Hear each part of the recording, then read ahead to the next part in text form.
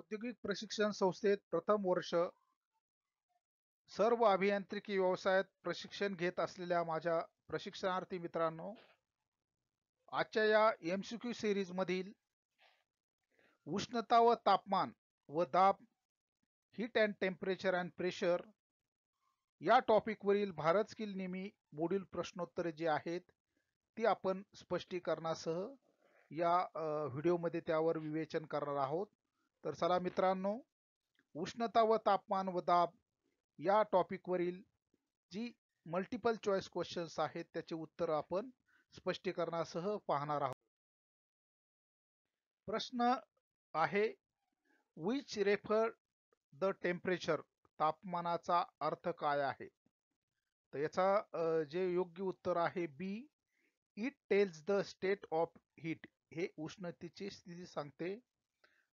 जे निमीचं आपलं पुस्तक आहे त्यामध्ये आपल्याला या प्रश्नाचं उत्तर मिळतं. This tells the state of heat, its unit is degree. म्हणजेच तापमान हे याचं उत्तर बरोबर आहे. It tells the state of heat. B पर्याय हे या प्रश्नाचं योग्य उत्तर आपल्याला या ठिकाणी मिळत आहे. पुढील प्रश्न आहे, what is the SI unit of heat. उष्णतेचे SI एकक काय आहे? तर या ठिकाणी आपल्याला स्पष्टीकरण जे एकक दिलेलं आहे, जूल हे SI युनिट उष्णतेचं एकक आहे. बी पर्याय हे या प्रश्नाचं योग्य उत्तर आपल्याला या ठिकाणी मिळत आहे. पुढील प्रश्न आहे, उष्णता मोजण्यासाठी कोणते उपकरण वापरले जाते? पर्याय ए, कॅलोरीमीटर हा पर्याय याचं योग्य उत्तर आहे. त्याचं स्पष्टीकरण खालील प्रमाणे आहे. The apparatus used to measure the amount of heat by mixer method is called as calorimeter. म्हणजे ए पर्याय याचं बरोबर उत्तर आहे. पुढील प्रश्न आहे,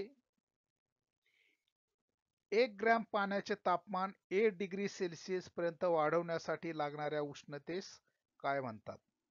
तर पर्याय आहे बी, calorie. The amount of heat required to a pressure of 1 atmosphere to rise the temperature of 1 gram of water 1 degree Celsius, that is equal to about 4.19 joules, is called as calorie. म्हणजे calorie हे उत्तर याचं बी पर्याय हे उत्तर बरोबर आहे. पुढील प्रश्न आहे, what is the value of specific heat of water. पाण्याच्या विशिष्ट उष्णतेचे मूल्य, किंमत काय आहे? पर्याय उत्तर बरोबर आहे डी, 1. या ठिकाणी आपल्याला स्पष्टीकरण दिसतंय. Specific heat of water is equal to 1. म्हणजे डी पर्याय बरोबर आहे. पुढील प्रश्न आहे, पदार्थाकडून स्वतःची भौतिक अवस्था न बदलता उष्णता शोषली किंवा सोडली जाते त्या उष्णतेच्या प्रकारास काय म्हणतात? Which type of heat is the heat absorbed or given off by a substance without changing its physical state. पर्याय बरोबर आहे sensible heat. Sensible heat is the heat absorbed or given off a substance without changing its physical state. म्हणजे या ठिकाणी या प्रश्नाचं उत्तर आपल्याला बी पर्याय हे बरोबर उत्तर आहे. पुढील प्रश्न आहे, what is the boiling point of water in Fahrenheit scale. Fahrenheit स्केलमध्ये पाण्याचा विलयबिंदू कोणता आहे? योग्य पर्याय आहे ए, 212 डिग्री सेंटीग्रेड. या ठिकाणी आपल्याला मिळतंय जो बॉइलिंग पॉइंट ऑफ वॉटर हा डिग्री फॅरेनहाइट मध्ये 212 डिग्री फॅरेनहाइट इतका आहे, म्हणून ए पर्याय याचं योग्य उत्तर आहे. तसंच पुढील प्रश्न आहे, what is the freezing point of water in kelvin scale. Kelvin स्केलमध्ये पाण्याचा गोठण बिंदू किती आहे? तर पर्याय आपल्याला या ठिकाणी मिळालेला आहे 273 डी पर्याय आहे. इथं kelvin freezing point of water is 273 degree kelvin. D पर्याय हे या प्रश्नाचं योग्य उत्तर आहे. पुढील प्रश्न आहे, convert 45 degree centigrade into degree Fahrenheit. 45 degree centigrade चे रूपांतर डिग्री फॅरेनहाइट मध्ये असा प्रश्न आहे, कन्वर्जन आहे. याचं पर्याय योग्य उत्तर आहे सी, 112 डिग्री सेंटीग्रेड. आपण जर degree centigrade two degree Fahrenheit हे सूत्र जर बघितलं तर या सूत्रामध्ये जर आपण किमती टाकल्या, to solve first we multiply 9 by 45, then we divide the product by 5 and then finally we add 32. म्हणजे 32 ऍड केल्यानंतर हे आपल्याला जो कोशंट आहे तो ऍड केल्यानंतर आपल्याला या ठिकाणी 45 डिग्री सेंटीग्रेड बरोबर 113 डिग्री फॅरनहाइट हे आपल्याला या ठिकाणी उत्तर मिळतंय. त्यानंतर पुढील प्रश्न आहे, at what temperature will Fahrenheit and centigrade thermometers give the same reading. Thermometer तापमापकावर फॅरनहाइट आणि सेंटीग्रेड स्केलवर एक समान कोणते तापमान आहे, तर सी पर्याय -40 डिग्री सेंटीग्रेड हा पर्याय योग्य उत्तर आहे. जर या ठिकाणी आपण सूत्र वापरलं, डिग्री फॅरनहाइट बरोबर in bracket degree centigrade into 9/5 plus 32, या सूत्रामध्ये जर आपण -40 किंमत दोन्ही ठिकाणी टाकली तर आपल्याला -45 हे उत्तर या ठिकाणी मिळते आपल्याला. म्हणजेच या ठिकाणी इथं आपलं सिद्ध होतं की so the temperature when both scales and Fahrenheit scale are same as 40 degrees. म्हणजे सी पर्याय हे याचं योग्य उत्तर आहे. पुढील प्रश्न आहे, 273 डिग्री सेल्सिअसचे केल्विन मध्ये रूपांतर करा. योग्य पर्याय आहे 0 डिग्री केल्विन. आपल्याला माहिती आहे डिग्री केल्विन मध्ये डिग्री सेंटीग्रेड मध्ये आपण 273 मिळवले असता आपल्याला त्याचं डिग्री सेंटीग्रेडचं रूपांतर आपल्याला केल्विन मध्ये मिळतं. म्हणजेच 1 डिग्री सेल्सिअस 273 वजा 273 आपल्याला 0 डिग्री केल्विन हे त्याचं आपल्याला योग्य उत्तर इथे मिळालेलं आहे. त्यानंतर पुढील प्रश्न आहे, what is the value in degree centigrade for 20 degree Fahrenheit. म्हणजेच 20 डिग्री फॅरनहाइटचं रूपांतर आपल्याला डिग्री सेंटीग्रेड मध्ये करायचं आहे. उत्तर आहे -6.67 डिग्री सेंटीग्रेड.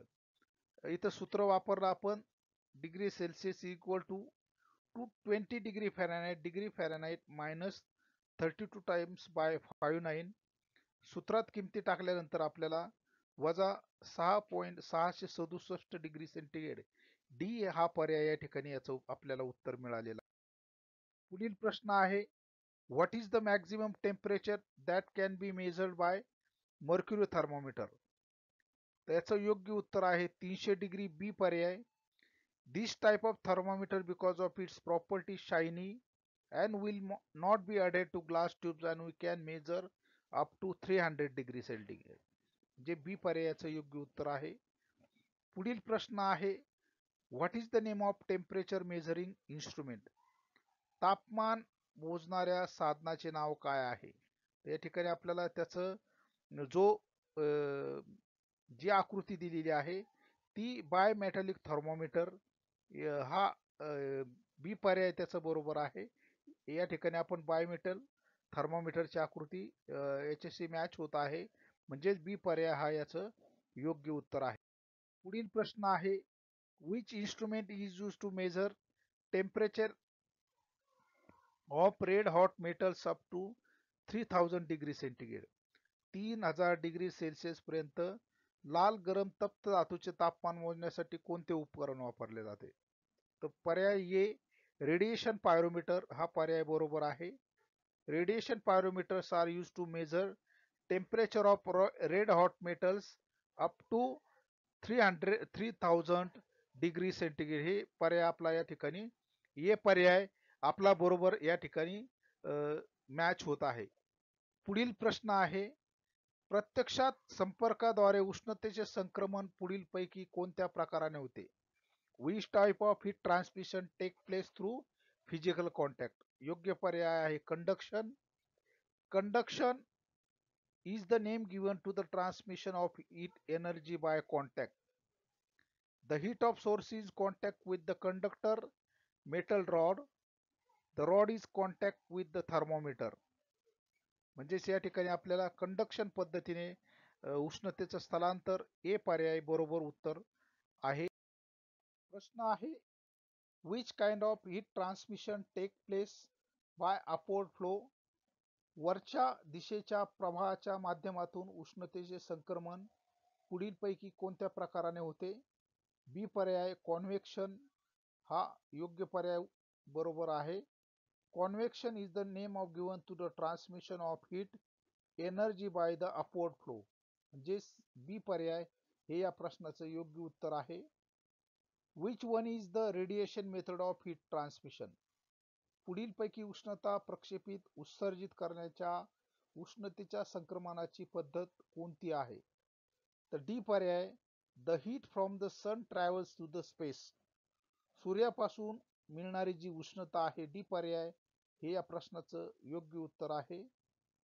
स्पष्टीकरण याप्रमाणे आहे. Heat is radiated or transmitted from one object to the other in space without actually being in contact. म्हणजे डी पर्याय हे या प्रश्नाचं योग्य उत्तर आहे. पुढील प्रश्न आहे, घन पदार्थाला उष्णता दिल्यास त्याच्या लांबीत वाढ होते, या घटनेला काय म्हणतात? ए पर्याय, लिनियर एक्सपान्शन, रेखीय विस्तार प्रसरण असं म्हटलं जातं. When solid is heated it length increases, this is called linear expansion. म्हणजेच लांबीत वाढ होणे या प्रक्रियेला लिनियर एक्सपान्शन ए पर्याय हा हे योग्य उत्तर आहे. What is the change in length per unit original length per degree rise in temperature is called. मूळ लांबीतील बदल प्रति युनिट मूळ लांबी प्रति तापमान वाढ याला काय म्हटलं जातं? तर योग्य पर्याय आहे बी, कोइफिशियंट ऑफ लिनियर एक्सपान्शन. स्पष्टीकरण खालील प्रमाणे आहे. The coefficient of linear expansion is the change in length per unit original length as per degree rise in temperature. It is represented by alpha. म्हणजेच बी हा पर्याय हे या प्रश्नाचा योग्य उत्तर आहे. पुढील प्रश्न आहे, what is the unit of coefficient of linear expansion. रेखीय प्रसारण गुणकाचे एकक काय आहे? पर्याय ए उत्तर बरोबर आहे, नंबर पर डिग्री सेंटीग्रेड. तर या ठिकाणी आपल्याला त्याचं जे एक्झाम्पल दिलेलं आहे, नंबर पर डिग्री सेंटीग्रेड, म्हणजे या ठिकाणी आपल्याला हा नंबर दिलेला आहे आणि पर डिग्री सेंटीग्रेड म्हणजे ए पर्याय हे या प्रश्नाचं योग्य उत्तर आहे. पुढील प्रश्न आहे, what is the term use for 2 into linear expansion. 2 गुणिले रेखीय प्रसरण गुणक विस्तारासाठी काय संज्ञा वापरली जाते? तर याचं योग्य उत्तर आहे सी, कोइफिशियंट ऑफ सुपरफिशियल और एरियल एक्सपान्शन. पृष्ठीय प्रसारण गुणक सी पर्याय हे याचं योग्य उत्तर आहे. या ठिकाणी आपल्याला त्याचं प्रशिक्षण जे योग्य पर्यायाचं जे उत्तर आहे ते या ठिकाणी या पद्धतीने आपल्याला मिळत आहे. The increase in area per unit original area per degree rise in temperature is called as coefficient of superficial expansion. म्हणजेच सी पर्याय हे योग्य उत्तर आहे. पुढील प्रश्न आहे, what is term called for 3 into linear expansion. 3 गुणिले रेखीय प्रसरण विस्तारासाठी काय संज्ञा वापरली जाते? पर्याय आहे D, coefficient of cubical expansion. The increase in volume per unit per degree rise in temperature is called as coefficient of cubical expansion. म्हणजे डी पर्याय हे या प्रश्नाचं योग्य उत्तर आहे. पुढील प्रश्न आहे, what is the coefficient of linear expansion of a rod if it is found to be 100 meter long, 20 degree centigrade and 100.14 meter long at 100 degree centigrade. 20 degree Celsius तापमान असताना रॉडची लांबी 100 मीटर आहे आणि 100 डिग्री सेल्सिअस तापमान असताना रॉडची लांबी 100.14 metre होते, तर रेखीय प्रसारण गुणकाची किंमत काढा. कोइफिशियंट ऑफ लिनियर एक्सपान्शनचं जे सूत्र आहे, increase in length, initial length गुणिले इन्क्रीज इन टेम्परेचर. जी लांबी दिलेली आहे 100.14, मूळ लांबी आहे 100 छेद त्याची सुरुवातीची लांबी आणि तापमानातील वाढ. सूत्रात आपण किमती टाकल्यानंतर आपल्याला किंमत मिळते 0.0000175 म्हणजे इंटू 10⁵. बी पर्याय 1.75 गुणिले 10⁻⁵ पर डिग्री सेंटीग्रेड हे या प्रश्नाचं योग्य उत्तर आहे. प्रश्न आहे, एक एकक वस्तुमानाच्या पदार्थाचे तापमान 1°C वाढवण्यासाठी लागणाऱ्या उष्णतेस काय म्हणतात? तर पर्याय आहे सी, स्पेसिफिक हीट हे उत्तर बरोबर आहे. The quantity of heat required to raise the temperature of 1 gram of substance through 1°C is called as specific heat. C पर्याय हे या प्रश्नाचं योग्य उत्तर आहे. पुढील प्रश्न आहे, जर एका पदार्थाचे वस्तुमान 120 लिटर, सुरुवातीचे तापमान 20°C, नंतरचे तापमान 85°C असेल आणि विशिष्ट उष्णता 4.2 किलो जूल असेल तर किती प्रमाणात उष्णता आवश्यक आहे? उष्णता किलो जूल मध्ये आपल्याला काढायची आहे.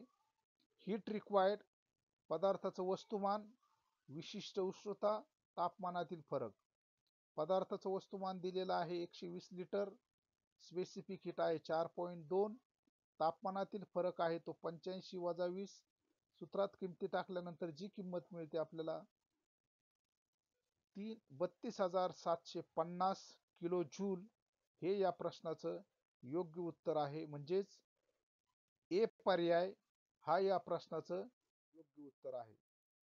Calculate the amount of heat required to raise the temperature of 85.5 gram of sand from 20°C to 35°C. स्पेसिफिक हीट दिलेली आहे 0.1. उष्णता, आवश्यक उष्णता, पदार्थाचं वस्तुमान, विशिष्ट उष्णता, तापमानातील फरक. उष्णता वस्तुमान दिलेला आहे 85.5 ग्रॅम, स्पेसिफिक हीट 0.1, तापमानातील फरक 35 - 10. सूत्रात किमती टाकल्यानंतर आपल्याला जी किंमत मिळत आहे 128.25 जूल. ए पर्याय या प्रश्नाचं योग्य उत्तर आहे. पुढील प्रश्न आहे, पदार्थात 170 ग्रॅम पदार्थाचे तापमान 50° पासून 80°C पर्यंत वाढवण्यासाठी 510 कॅलरी उष्णतेची गरज लागते, तर त्या पदार्थाची विशिष्ट उष्णता काय आहे? हीट रिक्वायर्ड, पदार्थाचे वस्तुमान गुणिले स्पेसिफिक हीट गुणिले टेम्परेचर डिफरन्स. हीट रिक्वायर्ड दिलेली आहे 510, वस्तुमान दिलेलं आहे 170, स्पेसिफिक हीट आपल्याला शोधायची, तापमानातील फरक. सूत्रामध्ये किमती टाकल्यानंतर 0.1, म्हणजेच ए पर्याय हे या प्रश्नाचं योग्य उत्तर आहे. पुढील प्रश्न आहे, 300 ग्रॅम वस्तुमानाच्या तांब्याचे तापमान 25°C वरून 75°C पर्यंत वाढवण्यासाठी किती उष्णता द्यावी लागेल? तांब्याची विशिष्ट उष्णता दिलेली आहे 0.092 कॅलरी. सूत्रामध्ये किमती टाकल्या असता जे सूत्र आहे heat required mass into specific heat into temperature difference, म्हणजे वस्तुमान गुणिले विशिष्ट गुरुत्व गुणिले तापमानातील फरक. वस्तुमान दिलेला आहे 300, स्पेसिफिक हीट 0.092, तापमानातील जी डिफरन्स आहे 75 - 25. सूत्रात किमती टाकल्यानंतर आपल्याला 1380 जूल ही किंमत मिळते. डिवायडेड बाय 1000 केल्यानंतर 1.38 किलो कॅलरी, म्हणजे बी हे पर्याय आपलं या प्रश्नाचं योग्य उत्तर आहे. पुढील प्रश्न आहे, 400 किलो वजनाच्या तांब्याच्या इगोटला फोर्जिंग क्रिया करण्यासाठी 400°C वरून 72°C पर्यंत तापविल्यास तो किती उष्णता ग्रहण करेल? तांब्याची विशिष्ट उष्णता दिलेली आहे 0.09.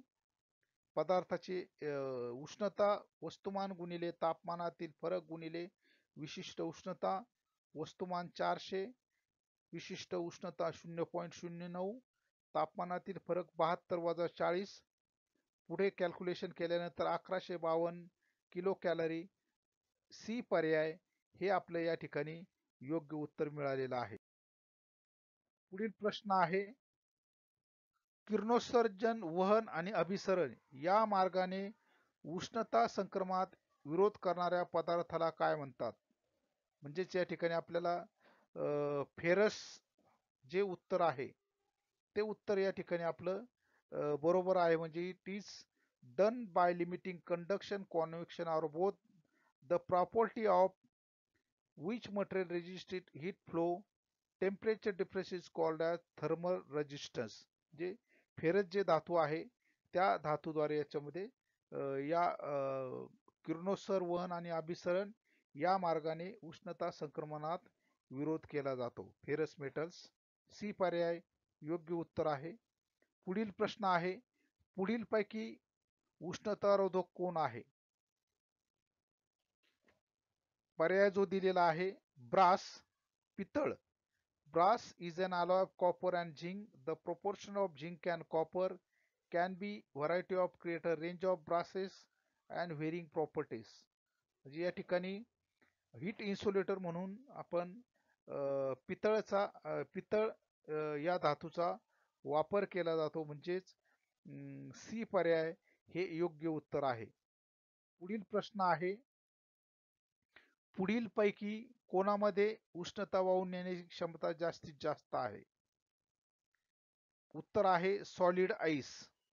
In thermal conductivity of ice is about 2.20 W per MK, about 1 order higher than the thermal conductivity. म्हणजे सॉलिड आइस हे या प्रश्नाचे योग्य उत्तर आहे. पुढील प्रश्न आहे, उष्णता विरोधक इन्सुलेटिंग पदार्थाचा खालीलपैकी कोणता गुणधर्म नाही? Ductility is the ability of material to be drawn plastically deformed without fracture. It is therefore an indication of low, soft or malleable material.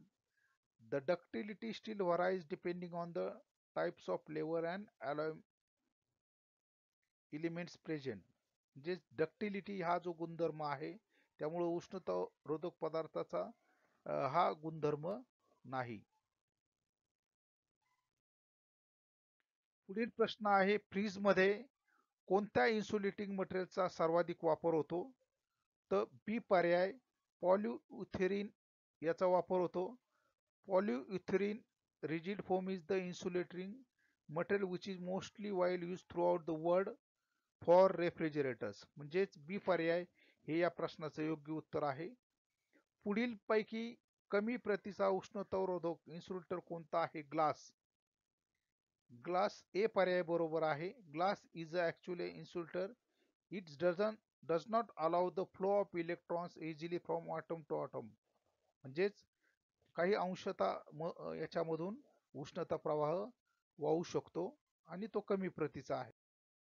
पुढील प्रश्न आहे, तापमानाला कोणताही घन पदार्थ वितळून द्रव पदार्थात रूपांतर होतो त्या तापमानाला काय म्हणतात?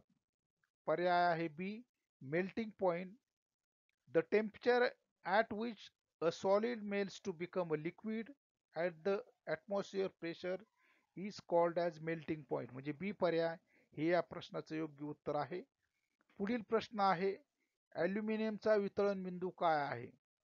आपण निमीच्या पुस्तकामधून इथं घेतलेला आहे. जो मेल्टिंग पॉइंट आहे 660 डिग्री सेंटीग्रेड. ए पर्याय हा या प्रश्नाचं योग्य उत्तर आहे.